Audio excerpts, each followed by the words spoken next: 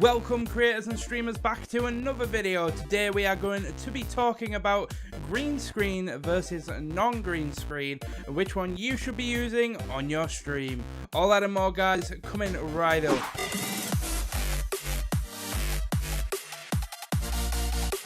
Welcome back guys, my name is Mike James. I am a photographer, I am a podcast host, a Twitch streamer and a YouTube content creator, bringing you yet another video in hopes of educating you and making your streams a little bit better so that you can pursue your dreams as a content creator. Guys, today we are talking about the use of green screen versus no green screen on your streams and which one you should be using and why. So before we jump into it guys, just want to give you a quick disclaimer like we did on the last video, that there is nobody on Twitch that can tell you what is right and what is wrong. I am just going to give you two different perspectives from a professional point of view so that you can decide which one you want to use on your stream, and so you understand why you're using it so that you can make the best decisions for your stream so that it comes across as professional as you possibly can make it. So guys, let's jump into it. So, why use a green screen and why use a background? Well, in order to decide which one you should use, first we should take a look at why you would use each individual one. So first of all, green screens. Green screens are a type of screen that you can place behind the subject. It's typically a green material, and what that allows you to do using specialist software or OBS etc. is to use a tool called chroma key, where you key out the green, allowing you to replace the background or place the subject over gameplay. In filmmaking, this is actually also known as blue screen because you can actually use the color blue as well. And the reason why people sometimes use blue is because green has what's called a lot of bleed. The color of the green can bleed onto the character depending on the distance and depending on the lighting levels, and when you're keying out the green it can sometimes key out the subject and it can clip the edges of the subject. You may have seen this in some streams. So the reason why people use a blue screen in filmmaking is because the bleed is a lot less and it allows you to still use the key feature, the chroma keying feature, to its full potential. So green screen is actually an amazing tool.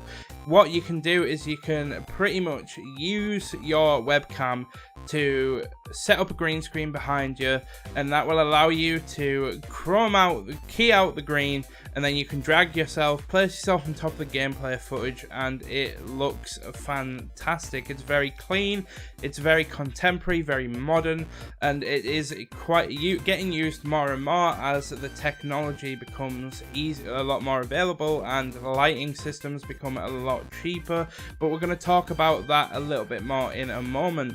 So on the other side of the coin, where you've got backgrounds, or we're just going to call it no versus non-green screen, you've got backgrounds like what I'm rocking now, and not using a green screen can also be a fantastic tool because you can use objects and posters and things that you can place in your background that sets a tone for your stream. It can set a lot of things up, but the best use of not using a green screen is actually putting up some items that are relatable to you as a person or to your hobbies, and what that does is that sets a common ground between the viewer and yourself. They can come in, they can notice an item, they can mention it, and you can have a good conversation about it with that individual and with the rest of your community, and you can talk about it, and it allows you to break that ice. And having that common ground is a great building block for establishing a connection between you and the viewer. With that in mind, you need to understand the sort of pros and cons of using a green screen and not using a green screen. So the pros of using a green screen, as we mentioned, you can have a very clean looking stream, you can key out your background, it's just you over the gameplay, you are very minimal. However, there are some cons that come with using a green screen, and I do have to sort of just refer back to the disclaimer here because I don't want anybody getting angry at me, in that if you aren't going to be able to invest in good lighting for your green screen, I would strongly recommend staying away from using a green screen. And the reason is because we as humans judge things by its cover. We judge things very quickly. Even if we don't act on that judgment, we still make up that preemptive judgment in our minds. And what that can do is, if somebody comes into your stream and you are just lighting your green screen with one bedroom lamp and it's pixelated, you've got a lot of issues with it and it doesn't look very clean, then that's going to leave a bad taste in the viewer's mouth. They're sort of going to see the stream.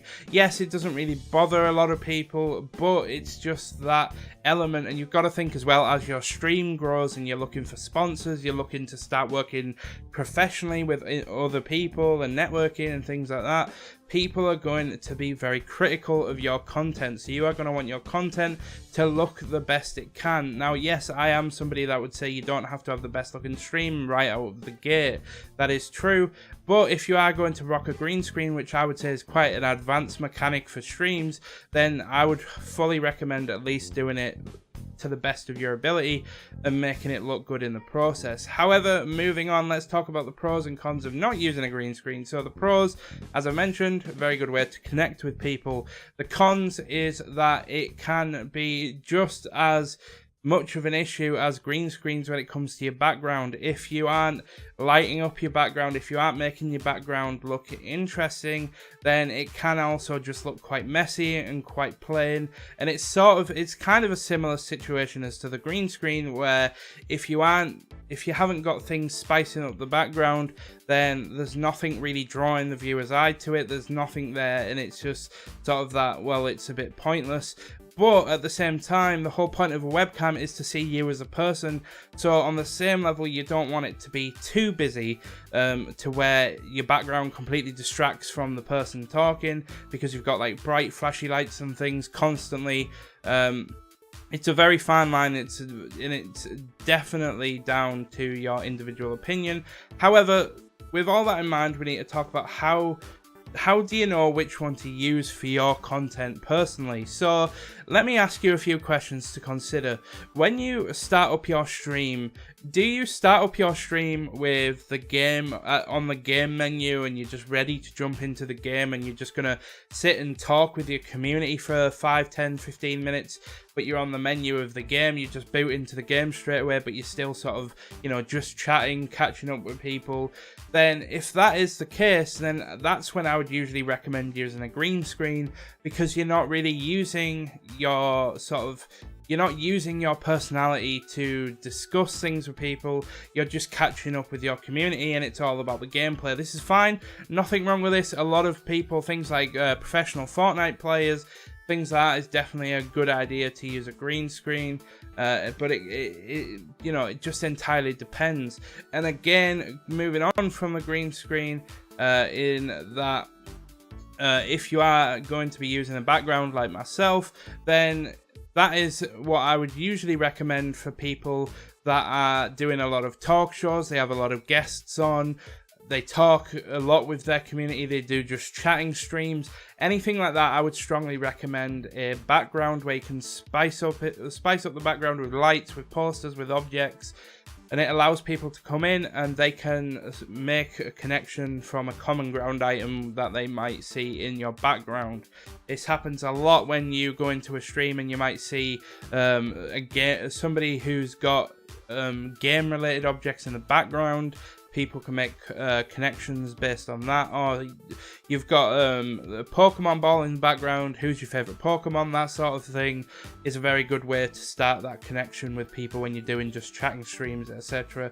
So that's the question that you've got to ask yourself is, are you focused on community and just chatting, and are you focused on building a connection up with your character, or are you more focused on building up a connection with your audience through the game that you're playing?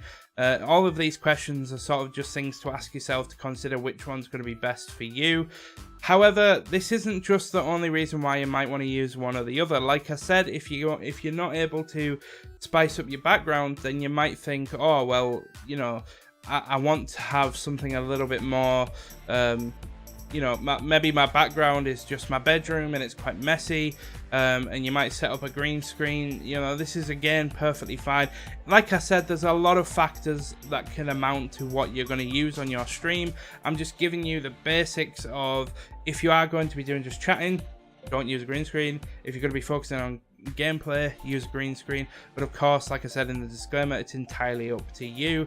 So if you would like to know how to set up a green screen in OBS, it is relatively straightforward. Just remember that if you are going to do it, just make sure you have a lot of lighting. Please don't backlight a green screen, because there is actually a lot of people on Twitch that are quite particular, I'm myself included, are quite meticulous when it comes to green screens and video production things. I like to, even myself, even now, I'll probably look back at this video when I'm editing it and I'll notice things that I'm not happy with it. The exposure might not be right, many things you can fix in post.